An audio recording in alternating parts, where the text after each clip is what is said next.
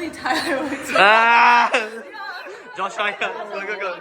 Joshua, explain what's going on here and there and I don't know what's going on here anymore. No, explain. Here is, we're looking at refraction. So when light enters a less dense medium to a denser medium, it will refract towards the normal. Okay.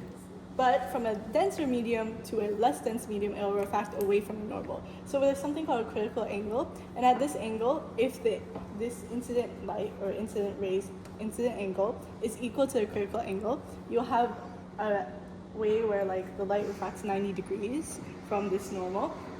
But if the incident angle is larger than the critical angle, the light will have a total internal refraction from in this border from denser to less dense, where it will just refract like this.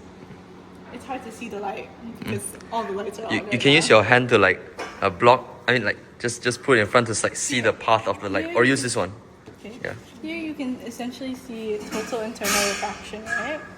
Where it's refracting like this, and then this means that this angle here between the normal and this. Wait, you gotta increase the angle a bit more. There's still light escaping here. You're so picky, Tyler. Gotta get the concept right. But it's not perfect. There, right? More, yeah, around here. Here, right?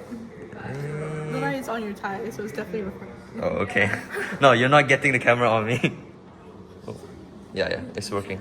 Yeah, so this is total internal refraction, where this angle this light ray makes with the normal is larger than the critical angle.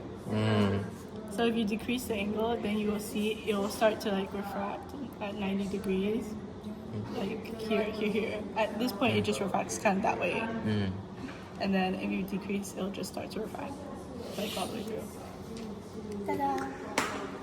Nice. GG, easy, boom.